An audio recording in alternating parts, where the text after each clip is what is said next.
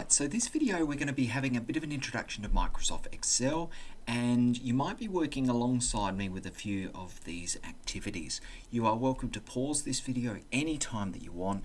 You might choose to pause and then sort of check how we go with different bits and pieces, and that's what this is all about. It's a bit of an interactive lesson, even though I'm not actually there, so if you ask me a question, anyway, you get the idea. We have been learning a lot about algebra lately, and Excel is just such a good tool for incorporating with algebra. In fact, we don't do it enough. So I just want to show you some basic functions, and that'll give you a chance to have a bit of a play. You can pause the video if you want, and then I'm going to get into some of these questions. The reason that Excel is so well connected to algebra is that we know that in algebra we usually use a letter to represent something that we don't know. But in Excel we use a box. So for example, I'm going to use this one here, which is just this A box. And what I'm going to say is I want the B box to equal, okay, so I press equals, and you always have to press equals when you're putting formula in, so we'll get used to this as we go. But now I can click on this, and you can see it's a bit like Battleship. It says here A1, okay, and it's automatically put that in there. So this box is going to equal A1. Now, if I just do that alone, you can see there's nothing in this box at the moment, so the box next to it equals 0.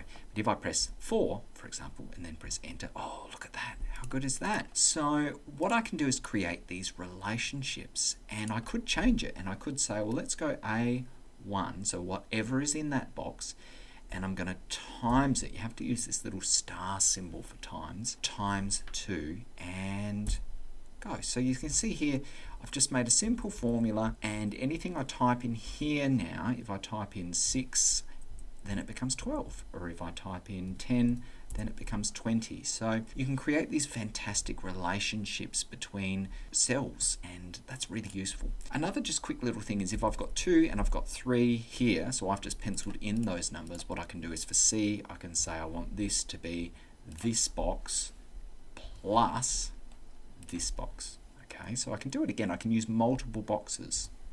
And in this case, you see the answer is 5. If I were to change the 2 to a 7 and press enter, then my answer changes. So great little things like that. And that's just some basic functionality. And that's really all you'll need to know in order to do this task. So we're going to move on to these questions now. And I'm going to show you how we can use Excel to help us in our thinking around these questions. So question 1. It says against a straight line, which is across here, angle A and angle B equal 180. All right, now we've done a little bit of this before. We know that that's a constant. So we know that a straight line, if I arch away a full straight line, is 180. It's asked me to create a program that will allow you to type in one angle and have the remaining angle calculated automatically. Okay, I've got two angles here, and I'm going to use titles just to show this. I've got angle A.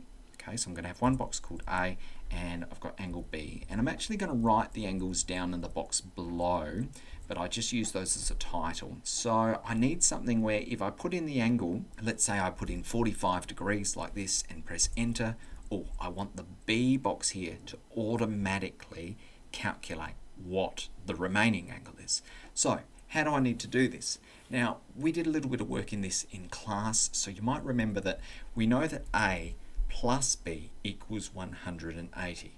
So what we can do is we can sort of swap things around a little bit so that if we know what A is, then B is going to equal, okay, so I've written that on there, 180 degrees, that's the total, minus whatever we put in the A box. So you can see how I've put that formula in place. I'm going to press enter, and there it is. Okay, so this is the answer to problem 1. You can see I can type in anything. So if it was 50 degrees in A and I press enter, then this automatically turns into 130 degrees. And we know that this is always going to add up to 180. In fact, I can add an extra thing, and I can do like I did before. I can say equals, so this box here equals this plus this, and it should equal 180. And even if I change this, so if I change this to 21 degrees, just a random number, and press enter, this changes to 159, and they add up to 180. So that's my first program. So for my second program, it says in an isosceles triangle, whatever angle A represents, angle B and C will be the same, adding up to a total of 180. Now, this doesn't mean that angle B and C will be the same as A. Okay, in an isosceles triangle, whatever A is, okay, whatever that number is, these two are going to be equal, and that's going to help us solve the problem.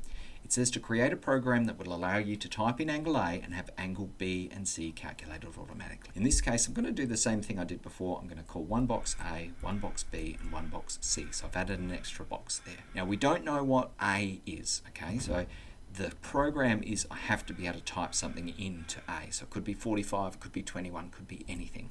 But I need these two boxes to kind of work together to figure out what's left. So in this case, I know that A, B, and C, those three angles of a triangle, are going to equal 180 degrees. That's another constant, or it's the same constant, slightly different to before. So in this case, I know that B is going to equal 180 minus A, because we know that A, if we know what A is, then we should be able to take that away. Now, if I type that in, okay, and let me just go back and let me put my, I don't know, my 30 or something like that in there.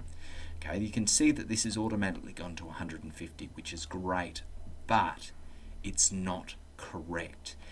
And the reason it's not correct is because A and B add up to 180. But what about C?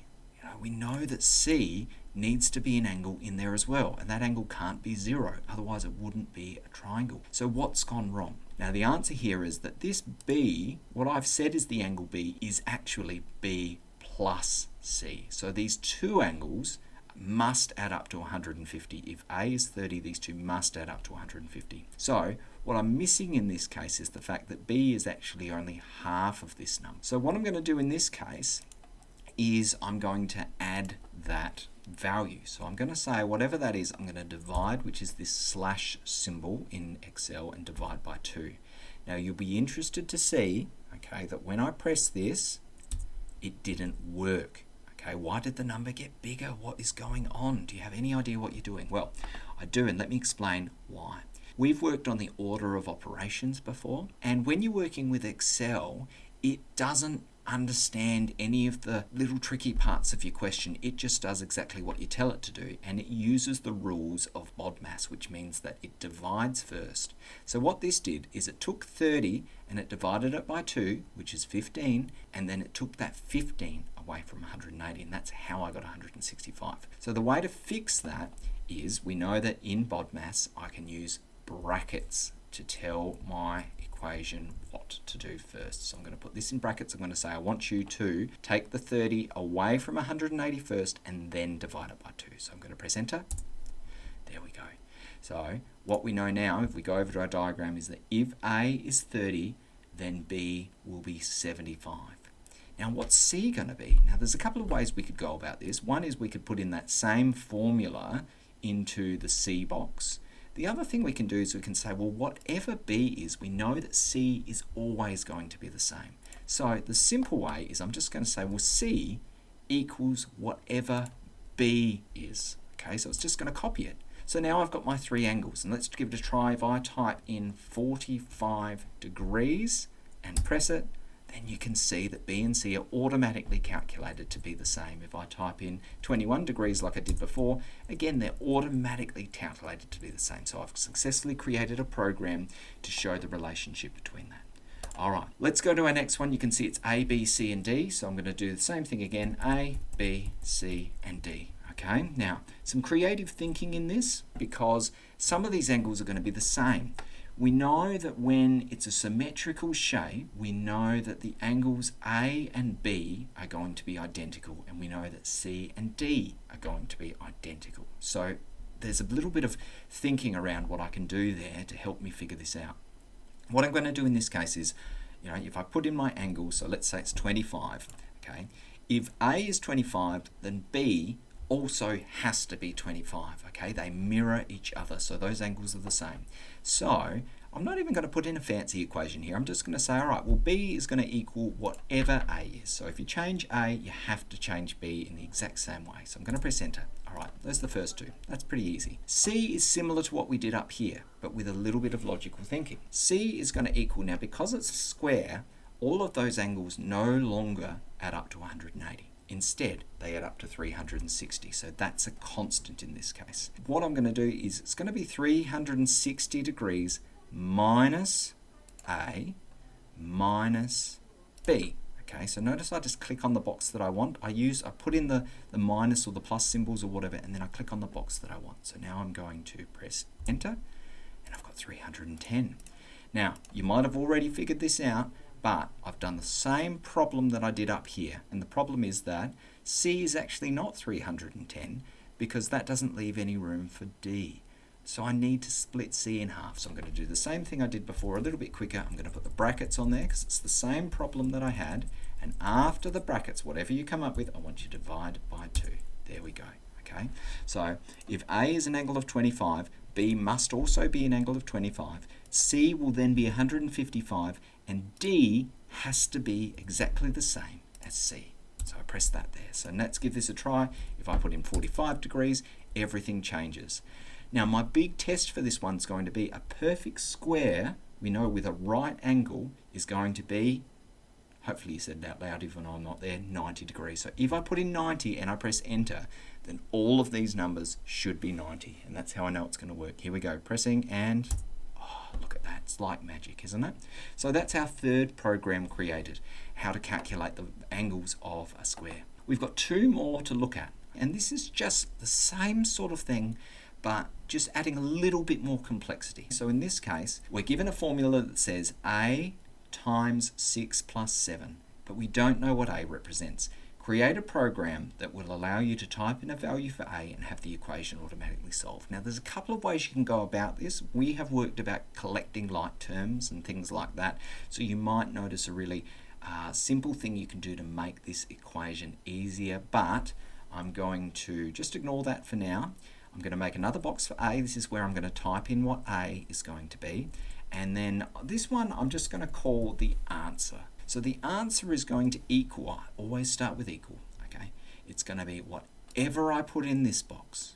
Now on Excel, you actually have to be a bit more deliberate. You know that in the formula on the page it says A, straight away bracket, but in Excel it usually helps to put the times symbol in there, otherwise it gets confused and your formula won't work.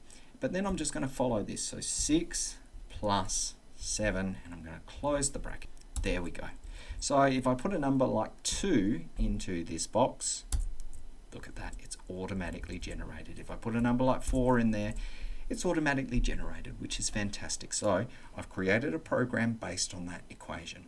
Now, I mentioned there was a simpler way to go about it, and the simpler way in this case was you could have solved the fact that 6 plus 7 is 13, and you could have just said times 13. So you could have said that the answer is whatever's in this box times 13, and you would have got the same result. So that's perfectly fine, but I'm just getting you used to using different types of equations. Let's do our last one. In this case, we've got a formula down here that is 3A divided by 2. Okay, so in this case, we know that 3A actually represents 3 times A, okay, because that's just the language of algebra. So I'm going to type in A, okay, again, because that's where I'm going to put my value, and then I'm going to put my answer here. So my answer is going to equal whatever I put in this box, which is A in this case, and it's going to be timesed by 3, and then it's going to be divided by 2. Now, we do have a bit of an issue here because, similar before, like if we think about BODMAS, the division is going to happen first. So if I type this in, it's not giving me the answer I want. So I'm just going to go back to my formula and I'm going to put in those brackets again. Okay, there we go. All right. So in this case, it's 3A divided by 2. 3 times 3 is 9, and if I divided that by 2, it's 4.5. If I get one that's maybe a little bit less obscure, if I put in 5, if I get 7.5, because we know 3 times 5 is 15, and half of that is 7.5. So hopefully this has given you just a good video of how I can use Excel to create these representations of different formulas and how that helps me quickly solve problems.